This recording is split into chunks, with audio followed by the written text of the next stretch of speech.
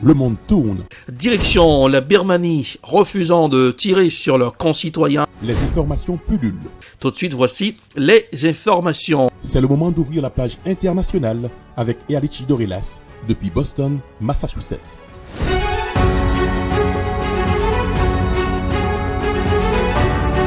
Mesdames, Messieurs, bonsoir et bon jeudi. Bienvenue dans la page internationale au grand journal du 14h, en direct depuis la newsroom, la capitale des grandes universités du monde, Boston, Massachusetts. Erlichi Dorelas pour la présentation. Bonsoir Joannel, bonsoir Roubant, bonsoir aux auditeurs de la radio évangélique Hosanna, 102.3 FM à Jacmel. Élection présidentielle syrienne, les Syriens du Liban affluent pour voter à l'ambassade. Des milliers de Syriens ont afflué à leur ambassade au Liban en scannant des slogans pro-Bachar al-Assad pour élire leur président. Les ressortissants à l'étranger étant appelés aux urnes avant leurs compatriotes au pays pour un scrutin qui doit garantir un 4e mandat au président syrien.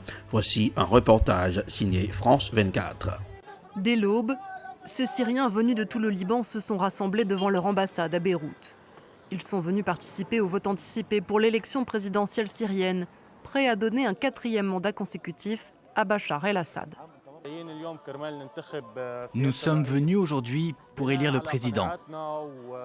C'est notre conviction et notre souhait, parce que cela fait déjà des décennies qu'il est là.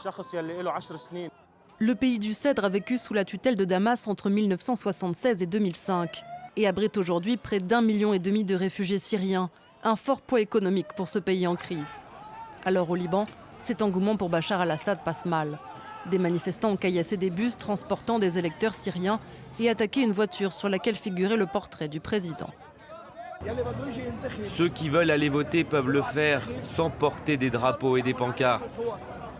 Il tenait le portrait d'un criminel de guerre. Plusieurs ambassades syriennes ont ouvert ce jeudi leur bureau de vote aux expatriés syriens, comme en Russie, en Jordanie ou au Koweït. A l'inverse, la Turquie et l'Allemagne, hostiles au régime de Damas, ont refusé l'organisation du scrutin sur leur territoire. En mars dernier, plusieurs pays occidentaux tels que les États-Unis et la France ont fustigé la tenue de la présidentielle syrienne, estimant qu'elle ne serait ni libre ni juste. Seuls 2 autres candidats participent à l'élection. Leur présence est considérée comme un faire-valoir pour Bachar el-Assad. En Syrie, le vote aura lieu le 26 mai dans les zones contrôlées par le régime. Les habitants des 4 provinces tenues par l'opposition n'auront pas accès au scrutin. Les millions de réfugiés syriens sont également exclus du vote, car les électeurs doivent présenter un passeport avec un tampon de sortie officiel du territoire. Aux États-Unis, Joe Biden durcit le ton et demande à Netanyahou une désescalade immédiate.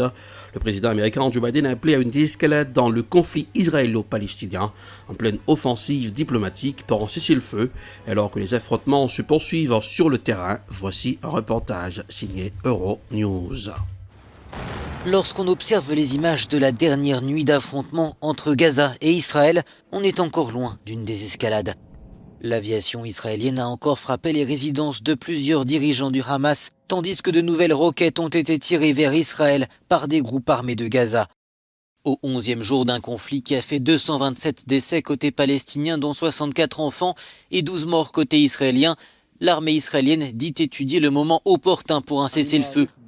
Mais Benyamin Netanyahou veut rester maître du calendrier. Je suis déterminé à poursuivre cette opération jusqu'à ce que son objectif soit atteint afin de restaurer la paix et la sécurité pour les citoyens d'Israël. Ce n'est pourtant pas exactement ce que le président américain dit attendre. Alors que dans son camp des voix s'élèvent pour réclamer plus de fermeté à l'égard d'Israël, Joe Biden a indiqué mercredi à Benyamin Netanyahou qu'il s'attendait à une désescalade significative ce jeudi pour aller vers un cessez-le-feu. Washington avait pourtant refusé un projet français de résolution au Conseil de sécurité de l'ONU appelant à une cessation des hostilités. La Maison-Blanche voudrait une approche diplomatique plus discrète. Mais les groupes armés de Gaza sont-ils prêts à respecter un cessez-le-feu ? Le Hamas renvoie la balle dans le camp d'Israël. Sur le terrain, il y a des contacts afin de parvenir au calme, mais cela se heurte à l'obstination des sionistes. Sur un autre front, de nouvelles roquettes tirées du Liban ont pour la première fois atterri en Israël, mais sans faire de victimes, selon l'armée. Celle-ci a répliqué par des tirs d'artillerie sur des cibles dans le sud du Liban.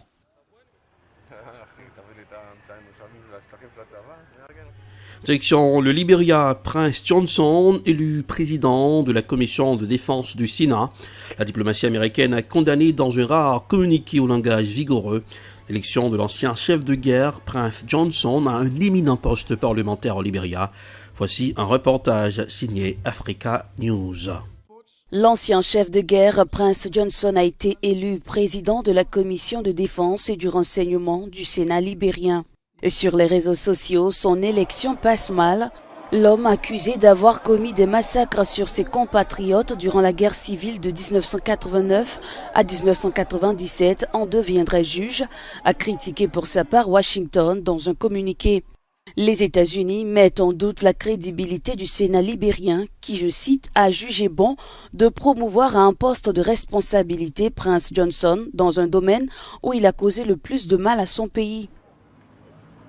En effet, si son comparse Charles Taylor est entre les mailles du filet de la justice, Prince Johnson a réussi l'exploit de n'avoir jamais eu l'occasion de rendre des comptes pour les faits qui l'accablent. Celui qui s'est rapproché du président George Weah est devenu sénateur en 2006. Cette même année, il avait pris part à l'élection présidentielle après le feu vert de la commission électorale. Direction la Palestine, propagande du Hamas sur fond de conflit avec Israël. Comme lors de chaque conflit impliquant Israël et le Hamas, la guerre des images fait rage. La photo d'une petite fille vivant en Russie a été détournée comme étant celle d'une victime des bombardements israéliens à Gaza, provoquant l'émoi sur le web. Voici un reportage signé I24 News. Dans le sillage des violences, la bataille des images et des fausses informations. La photo de cette petite fille circule sur les réseaux sociaux, notamment sur Twitter. Rapidement, certains internautes ont été émus d'apprendre que cette fillette était une victime des combats entre Israël et le Hamas. La fillette se prénommerait Malek ou Malak et aurait perdu la vie la semaine dernière. L'information a été partagée en plusieurs langues sur les réseaux sociaux, sauf que cette image a été détournée. En réalité, cette fillette n'est pas palestinienne, elle vit en Russie, comme en atteste le compte Instagram de sa maman. La petite fille est toujours en vie et a fêté ses 5 ans en avril dernier. Sa mère, qui n'a pas souhaité réagir, a posté quelques jours plus tard de nouvelles photos de l'enfant à Moscou. Une photo donc présentée à tort comme une victime du conflit. Le compte Fake Investigation sur Twitter a d'ailleurs confirmé l'information. Attention, cette photo qui circule pas mal depuis quelques heures ne montre pas une petite fille de 3 ans tuée lors d'une frappe aérienne israélienne à Gaza. Elle s'appelle Sophie, a fêté ses 5 ans le mois dernier et habite en Russie. Cette photo avait été postée sur Instagram pour la première fois le 24 décembre 2018 et likée des milliers de fois avant de devenir le présumé visage des victimes dans la bande de Gaza. Alors, en Arctique, 8 pays de la région promettent de protéger ce territoire convoité et menacé. Ils vont lutter ensemble contre le réchauffement climatique dans l'Arctique et préserver la paix. C'est la promesse faite par les pays de l'Arctique, États-Unis, Russie, Canada, Islande, Danemark, Finlande, Norvège et Suède. Voici un reportage signé Euronews. Ils vont lutter ensemble contre le réchauffement climatique dans l'Arctique et y préserver la paix. C'est la promesse faite par les pays de la région. États-Unis, Russie, Canada, Islande, Danemark, Finlande, Norvège et Suède étaient réunis en Islande pour un conseil crucial. Et pour cause, le réchauffement climatique est 3 fois plus rapide dans le Grand Nord. Mais une autre menace pèse sur la région. Certains pays comme la Chine lorgnent sur ce vaste territoire riche en ressources naturelles dont l'exploitation est facilitée par le recul des glaces et le développement du transport maritime. Ce qui inquiète aussi, c'est le retour d'une présence militaire russe accrue dans plusieurs bases et aérodromes abandonnés depuis la fin de l'époque soviétique. Entre pouvoir, appât du gain et dérèglement climatique, l'Arctique est bien vulnérable.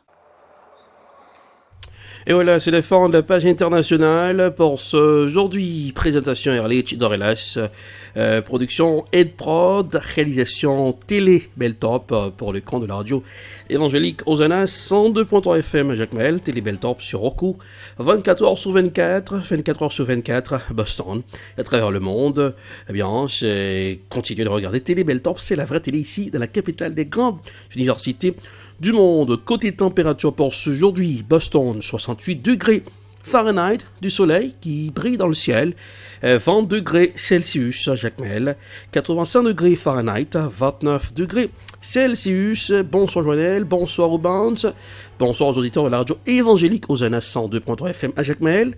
Rendez-vous c'est pour demain, vendredi, bonsoir, et gardez le sourire, ça rajeunit le visage. À demain. C'était la page internationale avec Erlich Dorelas.